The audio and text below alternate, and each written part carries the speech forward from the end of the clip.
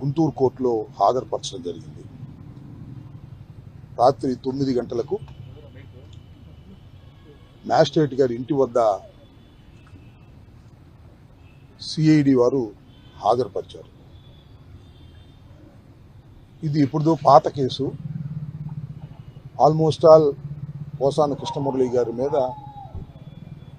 17 కేసులు ఉన్నట్టుగా తెలిసి కొన్ని కేసుల్లో బెయిల్ తీసుకోవడం జరిగింది. కొన్ని కేసుల్లో నోటీస్ ఇచ్చి సరిపెట్టుకోవాల్సిందిగా కోర్టు వారు ఆదేశించడం జరిగింది.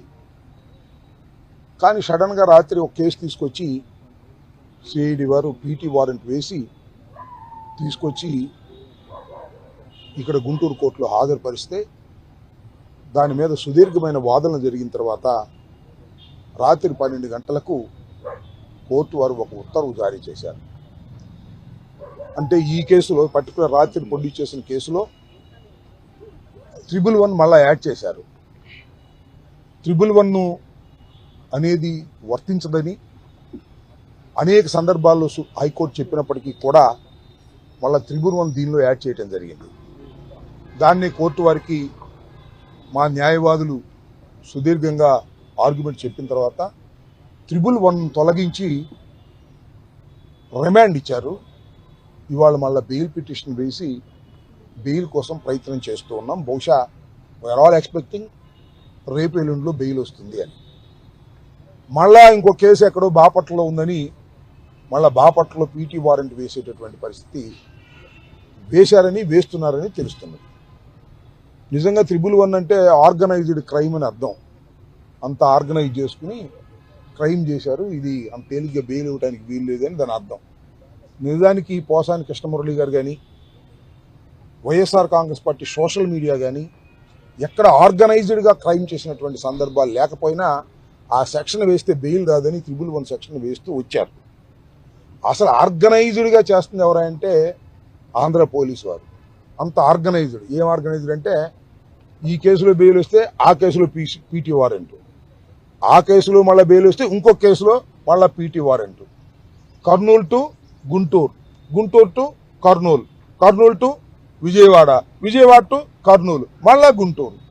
ఈ విధంగా 67 సంవత్సరాల వయసు కలిగినటువంటి పోసాన కృష్ణమురళి గారిని అక్కడికి ఇక్కడికి ఇక్కడికి అక్కడికి తిప్పి వేధించాలి అనేటువంటి కార్యక్రమాన్ని ఇవాళ పనిగట్టుకొని లోకేష్ గారి నాయకత్వంలో ఇదంతా జరుగుతున్నది అనేది మీ ద్వారా రాష్ట్ర ప్రజానీకానికి చెప్పదలుచుకున్నాం. పోసాన కృష్ణమురళి గారు తప్పు చేశారా రైట్ చేశారా అనేది, ఆయన బూతులు తిట్టింది కరెక్టా కాదా అనేది చాలా సుదీర్ఘమైన వాదనల తర్వాత కోర్టు వారు నిర్ణయించి వారికి శిక్ష వేయటమా కొట్టేయటమా జరుగుతుంది. నేను ఇవాళ మనవి చేస్తున్నా, ఏమైతే కేసులు పెట్టారో ఒక్క కేసు కూడా నిరూపణ కాదు, సాక్ష్యాధారాలు లేవు. కేవలం కక్షతోనే ఈ కార్యక్రమాలు చేస్తున్నారు. ప్రెస్ మీట్లో మాట్లాడినందుకు ఇవాళ నేను మాట్లాడాను, నా మీద కూడా కేసు పెడతారా? నాకు అర్థం కదా. కేసు పెట్టేసి లోపలేసేసి భయపెట్టాలనేటువంటి ప్రయత్నం ఈ తెలుగుదేశం ప్రభుత్వం లోకేష్ నాయకత్వంలో అదేదో ఎర్రబుక్కు రాజ్యాంగం అనే పద్ధతుల్లో చేస్తున్నారు. దీన్ని వైఎస్ఆర్ కాంగ్రెస్ పార్టీ తీవ్రంగా ఖండిస్తుంది. ఇప్పటికే మీరు చూశారు ప్రజా వ్యతిరేకత ఎంతగా పెరుగుతుందో. నిన్న కూడా మేము యువత పోరు చేస్తే అద్భుతంగా రాష్ట్రంలో అన్ని జిల్లాల్లో అద్భుతంగా ఉపయోగపడినటువంటి బ్రహ్మాండంగా జరిగినటువంటి సందర్భం చూస్తున్నాం. మొదట కొద్దిగా తక్కువగా ఉన్న స్లోగా ప్రభుత్వ వ్యతిరేకత పెరుగుతూ ఉంది.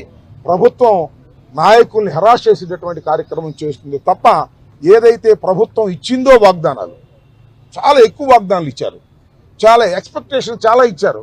చంద్రబాబు నాయుడు గారు అధికారంలోకి వస్తే ఇది జరుగుతుంది అది జరుగుతుంది అనేటువంటి ఎక్స్పెక్టేషన్స్ ఇస్తే ఒక్కటి కూడా చంద్రబాబు నాయుడు గారు సక్రమంగా చేయటం లేదు. ప్రభుత్వ వ్యతిరేకత విపరీతంగా పెరుగుతుంది. ఈ ప్రభుత్వ వ్యతిరేకతను డైవర్ట్ చేయడం కోసం ఇలాంటి ఫాల్స్ కేసెస్, తప్పుడు కేసులు పెట్టి వైఎస్ఆర్ కాంగ్రెస్ పార్టీకి అనుకూలంగా ఉండేటటువంటి నాయకుల్ని కార్యకర్తల్ని వేధించేటటువంటి కార్యక్రమం చేస్తున్నారు. దీన్ని మేము తీవ్రంగా ఖండిస్తున్నాను.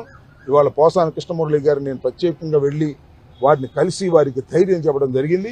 అయ్యా ఎక్కువ కాలం మీరు ఉండరు, ఇంకా బయటకు వచ్చేస్తారు అని చెబితే ఆయన బాధపడతాడు. అన్నా నన్ను బతకనిస్తారా, నన్ను చంపేస్తారేమోనన్నా, కక్ష కట్టారు ఈ ప్రభుత్వం, మా పిల్లలకి ఏమైనా జరుగుద్దా అని భయపడిపోతున్నారు.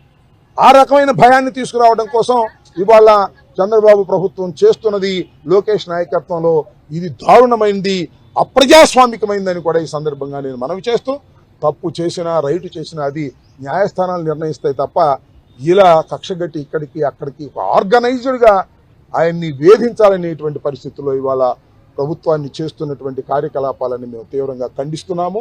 దీన్ని మేమే కాదు ప్రజాస్వామ్యవాదులందరూ కూడా ఖండించాలని ఈ సందర్భంగా నేను కోరుకుంటున్నాను.